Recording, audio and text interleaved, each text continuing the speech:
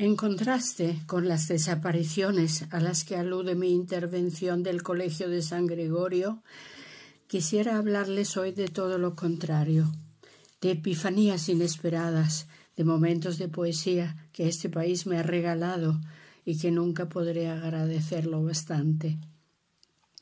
Entre las grietas de los muros de estas tierras y en las rendijas de sus vigas se esconden semillas muy singulares, y les quisiera animar a que no pasen de largo, que las recuperen y hagan que crezcan.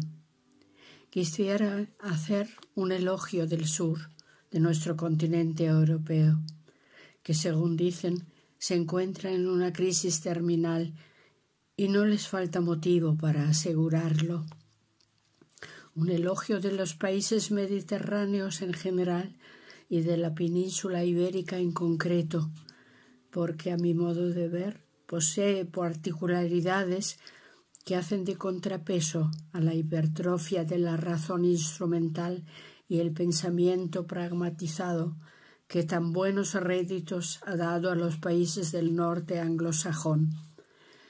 Podrían ayudarnos tal vez a recuperar una parte de nosotros mismos que casi hemos perdido. Ayudarnos también a desterrar la arrogancia eurocentrista que en última instancia es autodestructiva. El reto es importante y la tarea complicada, y para emprenderla necesitamos alegría, fuerza y confianza en las capacidades propias. Por eso no he querido hablar hoy de desapariciones. ¿Cuál es ese reto?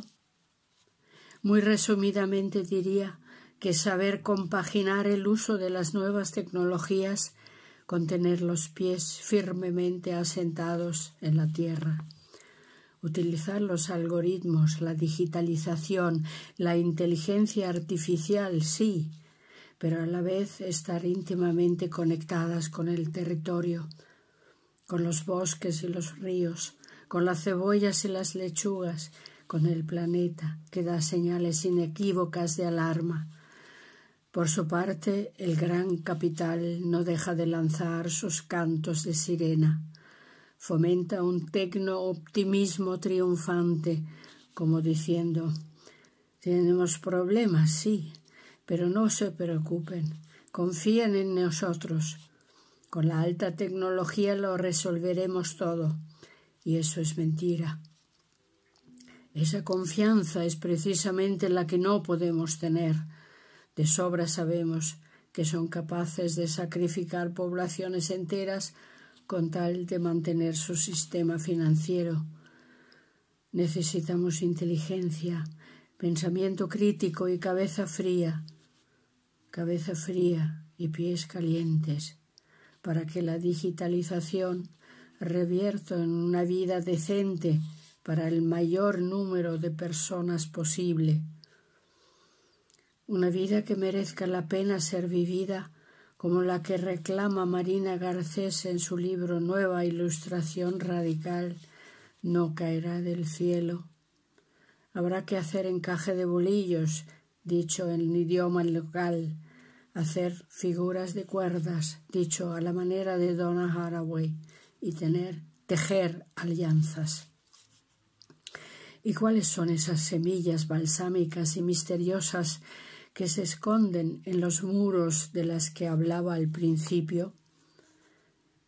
Comprendía mi primera exposición en Sevilla en 1979 en la Galería de Juana de Aizpuru, que había lugares en España que no se regían por ninguna de las categorías a las que estaba acostumbrada por el lugar en el que había crecido, Viena, como son el rigor, la eficacia, la precisión intelectual o la capacidad de definir, sino que reconocían única y exclusivamente la gracia como base y fundamento de todo valor.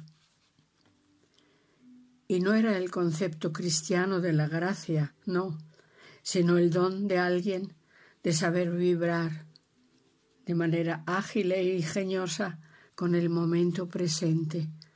Lo que me pedían no eran explicaciones, sino que tuviera gracia. Se me quedó grabado. Por lo demás, muestras que atestiguan un caudal de intuición y un arte de la mano izquierda las he vivido por docenas.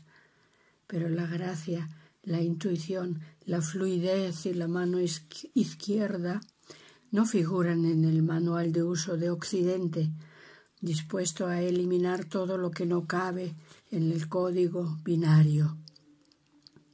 Y eso no es más que el preámbulo para llegar a esos sonidos negros que se manifiestan en las músicas del sur, en el cante y el baile especialmente, y de ello Lorca hablaba en su teoría del duende.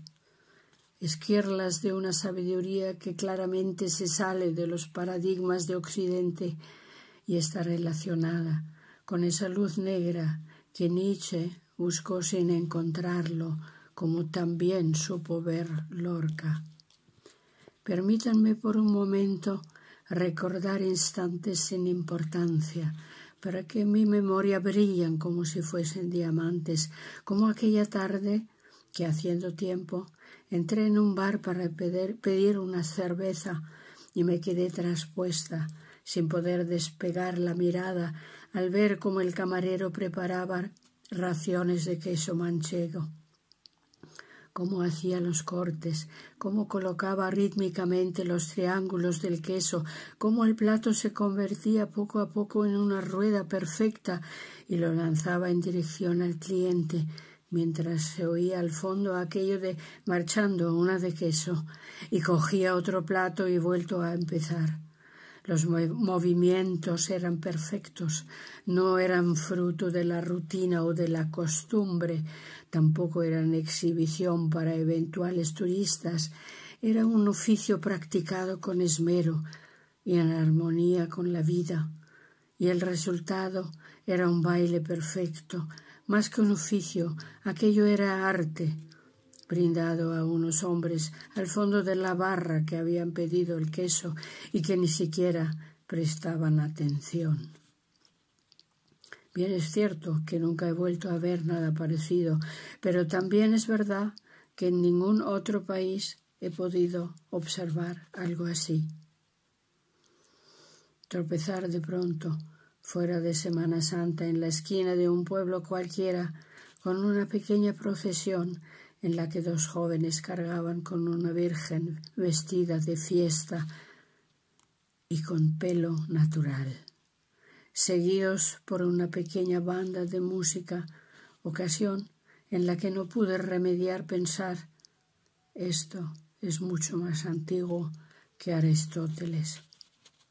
Ese concurso de cantejondo en el cine del pueblo, en Conil de la Frontera, a principios de los años 70, cuando Adolfo y yo vivíamos en la Fuente del Gallo. Ese día en el cine no cabía ni un alfiler, estaba todo el pueblo. Y en esas gargantas, algunas de labradores de manos grandes y agrietadas, otras de gitanos enjutos y de cintura fina, se despertaba el rugido de una pantera venida de lejos, la que va con el dios que lleva una corona de hiedra.